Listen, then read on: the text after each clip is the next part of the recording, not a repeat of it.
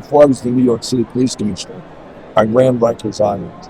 We had 133,000 admissions a year came into the system.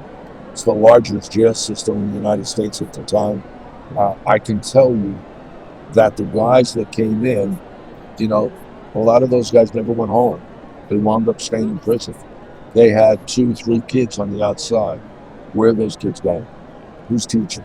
Yeah, because it's almost as if you're sentencing this guy, you're also sentencing the kid as well. You sentence the family, right? Not only the kids, but the family in general. It's a, and if you hit these young kids with felonies today, on a first-time, low-level, nonviolent offense, if it's a felony, the kid's doomed. Guy's doomed, right? It's a lifelong, punishment. It's never going away until the day he dies. He's going to suffer the consequences of that felony, and so does his family. So, when you talk about criminal justice reform should not be letting everybody out of jail like they do, in the Democratic side of the aisle today. The criminal justice reform should really be good guys that make mistakes. You know what? Give me a second chance. Bad guys that do bad things, violent crimes, things like that. You know what? Lock them up, throw away the key. I don't care. But, I think there has to be more second chances. What's doing, everybody? I'm Alec Lace. Thank you for watching First Class Fatherhood. Today's guest on the podcast is Bernard Kerik. Bernard Kerik is well known for being the 40th Police Commissioner of the New York City Police Department. Before that, he ran the Department of Corrections in New York City. I had the honor of sitting down with him at CPAC down in Orlando. Interview coming straight ahead.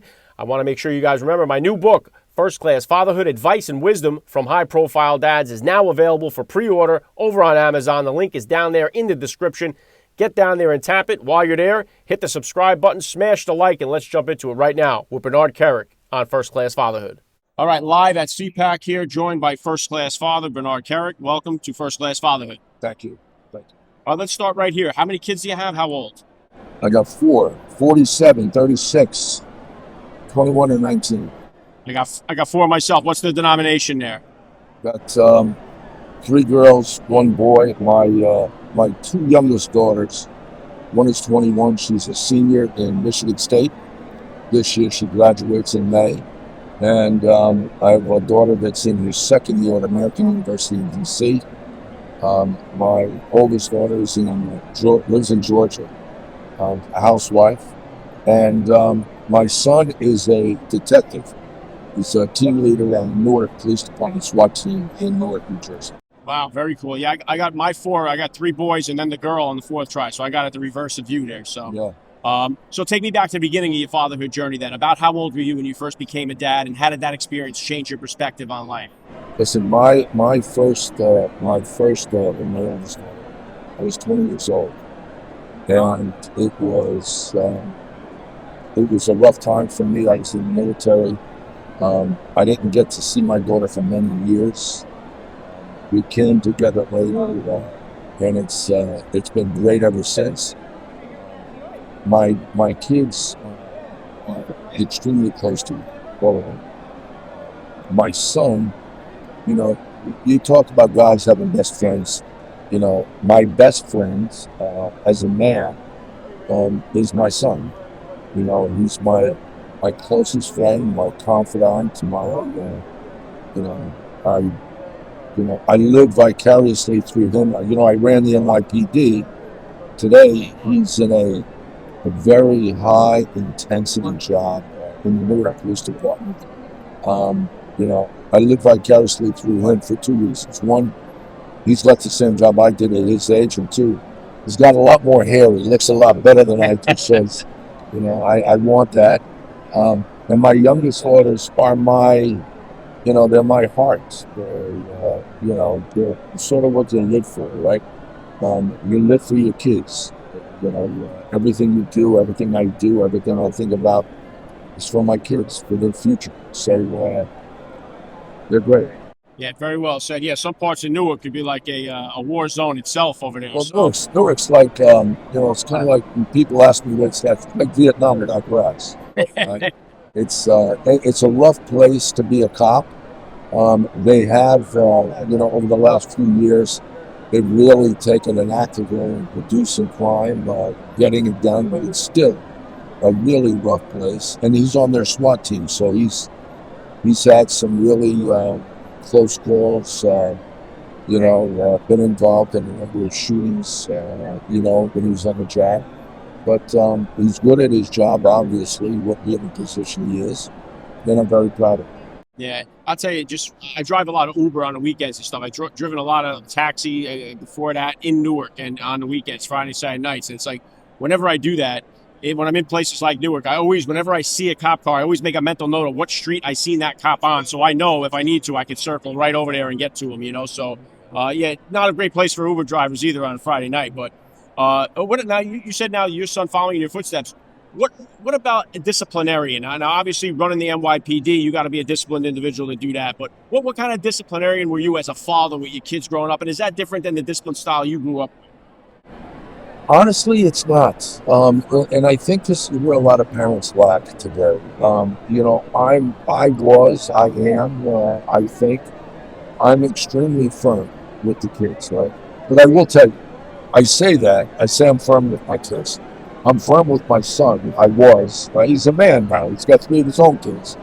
I was extremely firm, right? Very aggressive. Sit up, get your hands off the table, pull up your pants. Yes, sir, no, sir. With my daughters, I'm the same, but it's different. If my 2 youngest daughters, if they have a teardrop in their eye, I'm ready. What do you want? I'll buy you a car. Whatever you want, I'm going to give you. I still stay on top of them. But for me, girls are different than boys. It's harder for me to discipline my daughters than it was to discipline my son. My son was easy. Do what I say or else you're losing this A, B, C, D. With the girls, I could say it, but in 10 minutes, I give up. Whatever. But I think parents, the key behind being a successful parent today, 1, know who your kids are hanging out with, right? Who your kids hanging out with. Good kids, bad kids. Stay away from the bad kids. Discipline your kids when they need it. But at all times, your kids have to know that they're loved. I'm very firm, but I'm fair. My kids know it all the time. No matter how angry I would get, no matter how upset I am, they know, what? My dad loves me to death. Yeah, awesome. And I'll tell you what, one of the things I focus on my podcast a lot is the fatherless crisis that we have going on in the country. We got so many kids are growing up without a father figure, and it's creating a havoc in our society. Former police officer, son is in the game now. All the statistics are showing that the kids that are growing up with it's not to say that a single mom can't do it and they're not working miracles, but it's not to say every kid that grows up without a dad is going to end up in prison, but the majority of kids in prison are coming from fatherless households. Does that hold water to what you've seen on the street and what your son's seeing out there? Yeah, it does. It does. And look, I give single moms a lot of credit. Being a mother in general is a hard job. It's a rough job. It's an unappreciated job at times. But the bottom line is single households where boys, especially boys, don't have a father figure. Where are they going? They're going to the streets. Who they're listening to? Who's their mentors? Street thugs, other guys in the streets. If they don't have a father figure to stay on top of them, to watch them, to guide them, to mentor them, to teach them, they're off and running. And they're off and running with the wrong crowd. And I've seen it over and over and over again. So it does hurt society. It does. There's no 2 ways about it. And, every expert will tell you the same thing. We've got to do more. Yeah, and it seems like we're trying to solve all these other social issues, but I don't think unless we solve that issue of strengthening our family units and getting more dads in the home and involved, I think we're just running around in circles with all the rest of the stuff. Yeah, it's I'm telling you, look, I ran Rikers Island before I was the New York City Police Commissioner. I ran Rikers Island. We had 133,000 admissions a year coming into the system. It's the largest jail system in the United States at the time. I can tell you that the guys that came in a lot of those guys never went home. They wound up staying in prison. They had 2, 3 kids on the outside. Where are those kids going? Who's teaching? And I also think, I honestly believe this is something that the courts could be more cognizant of, right? This is something that judges, when they're sentencing, should pay more attention to.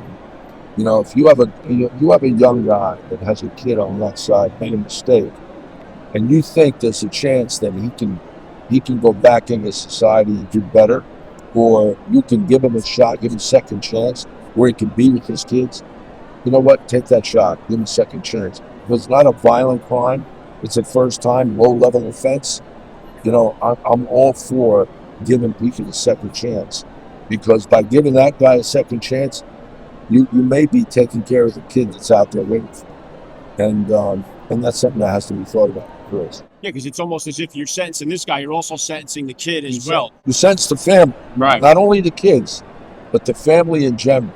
It's a and if you hit these young kids with felonies today, on a first-time, low-level, nonviolent offense, if it's a felony, the kid's doomed. Guy's doomed, right? It's a lifelong, punishment. It's never going away until the day he dies. He's going to suffer the consequences of that felony, and so does his family. So, when you talk about criminal justice reform should not be letting everybody out of jail like they do, in the Democratic side of the aisle today. The criminal justice reform should really be good guys that make mistakes. You know what? Give me a second chance. Bad guys that do bad things, violent crimes, things like that. You know what? Lock them up, throw away the key. I don't care. But, I think there has to be more second chances. Yeah, we've seen this going on in New York just last week in Times Square. This guy just sucker punched a 4-year-old kid. And it's like, this isn't a guy that was like his first time. This guy 30, 40, 50 arrests this guy. The way it works today, that guy they'll continue to let out. Right. That guy they'll continue to let out. I don't get it. I don't get it. When you think the criminal justice system today, it's a mess. It's a mess. President Trump instituted the First Step Act, did a bunch of great things on criminal justice. The Democrats, I don't know what they were thinking. I don't know what they're thinking now, but they're like annihilating the system. They're letting bad people, really bad people, out of jail. The laws in New York City now, 83% of the people that's arrested on gun charges are released immediately back into the streets. That's insane. Wow. That's insane.